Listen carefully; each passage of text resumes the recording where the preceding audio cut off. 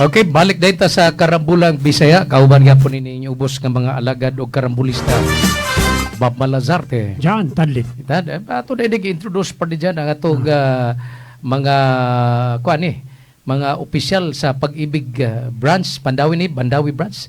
Unahan na to pag-introduce si Sir Edmond Sanico sa North Central Eastern Visayas sa Pag-ibig Mandawi City branch. Good morning, Sir Sanico. Yes, hi Sir Bob, Sir John. Maayong buntag once again, no? So, once again, no, thank you jud guys, Sir Bob, on behalf sa among institution, ang Pag-ibig Fund. Thank you kayo sa management no sa DYKC. Okay. Thank you jud guys, Sir Bob. Sige, way sapayan no niya. Sige mo nig puro gyud ni mga ganong babae magini-permi madadi rin ni Sir Edmo no.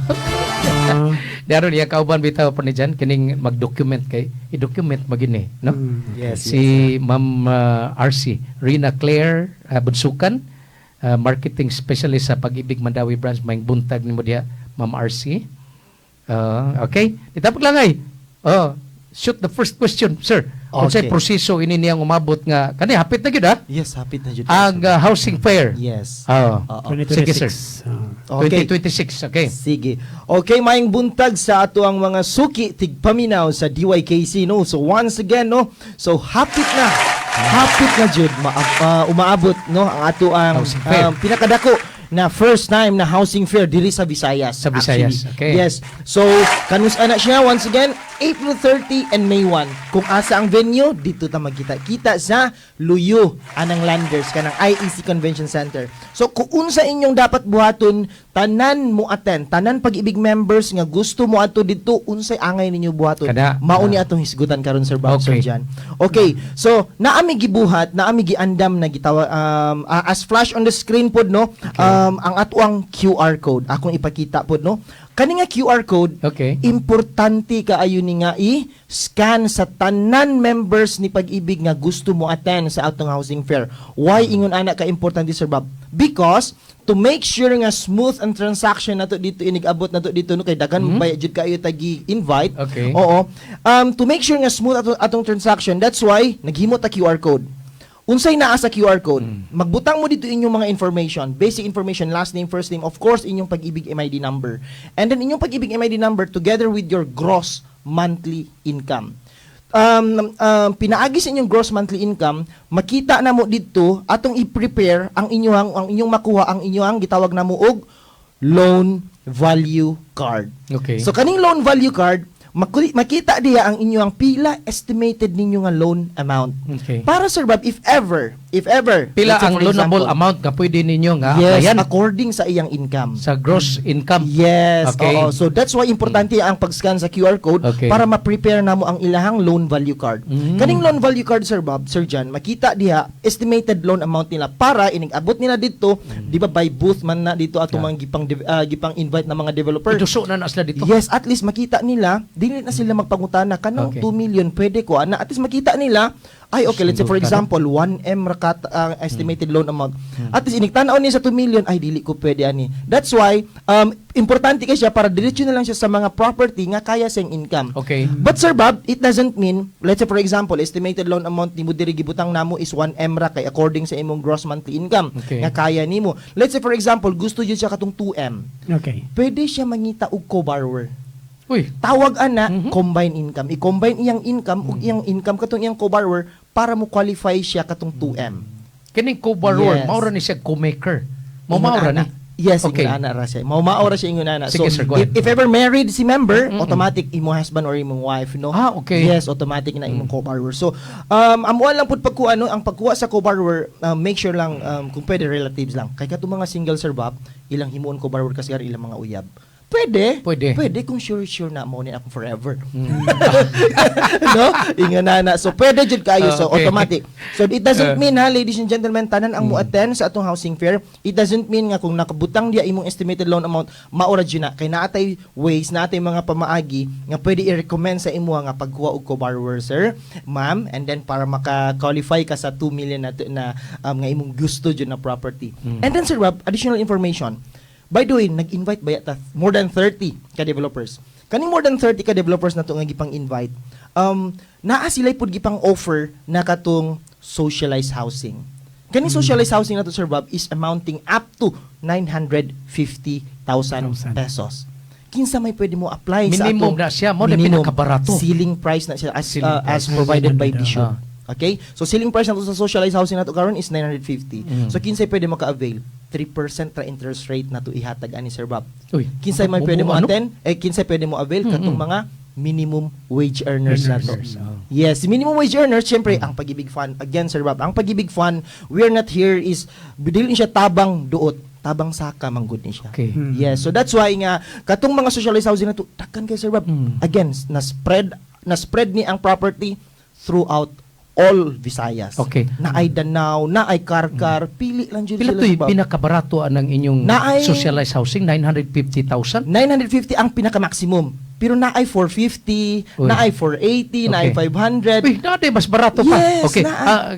Sir, unsa may itsura pod kana Sir Edmond? Ihulagway kuno ka ng 450 o ka ng 950 nga maximum nga socialized. Okay, so dili lang ko ka-describe sa technical description jud mismo siya, Sir Rob, kay naapod mi technical team nga mo handle ana, no? Okay. Pero Sunod na lang, dadadre imong technical team ato ipa-describe. Yes, yes. Pero Sir Rob, sa ako ang experience, ako na ibawaan, ang naa na siya sa price, naa na siya limit, no? Naa siya ceiling, which is up to 950. And then naapod siya corresponding nga kung pila lang ang square meters ana pwede sa socialize. Okay. So depende na ay horizontal, na ay vertical nga development. Kung Okay. vertical naman katong condominium, of course, naapod siya pila ka corresponding nga floor nga area Floor or area. no nga pwede ra sa socialize. So ingon kay naatay gitawag nga socialized housing, naapod tay economic katong taas na 2 million, no? So naapod tay open market up to 6 million. Up to 6 Oo, million. kay tanan baya nato gi-invite tanan Pag-ibig members baya. Pila So, kailan area ana sir no kanang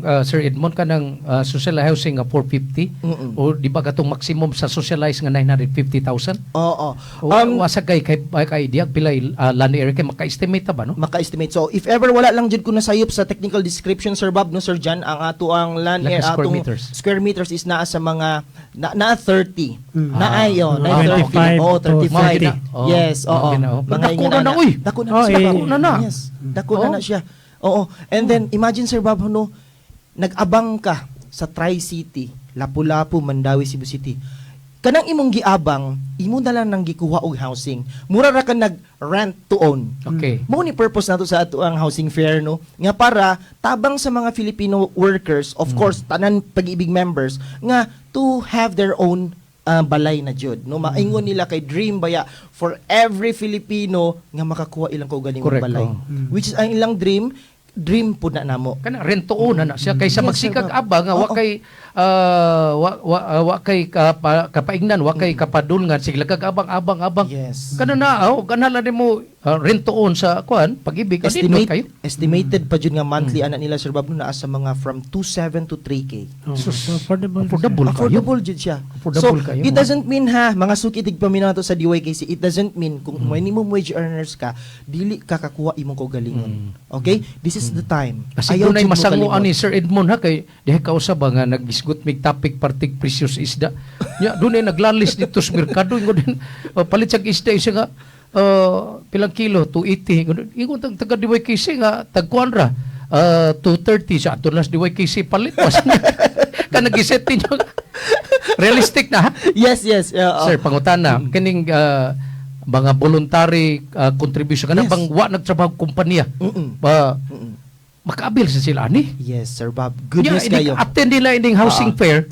Kung saan man nga voluntary, wa mas kumpanya nga i-represent, nag-represent Yes. sila.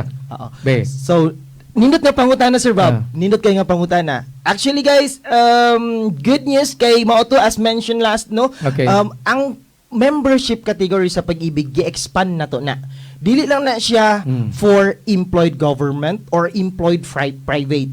So gina-expand na to atong membership category para sa kanin sa atong mga sari store owner, no, katong mga fisher folks as mentioned last, no, atong mga farmers, so katong mga trabahante sa mga barangay hall workers na to, no, and then kani pud, Sir Bob, atong gi-extend pud ning kaning ato ang mga TNVS rider, kaning transport network unsa na siya, TNVS, Transport Network Vehicle Service Vehicle, ba tawagan na? Oo. Okay. TNVS. Kani mga grab na to, mga Move It, no? Ginangkas, gina-recruit po nato na sila.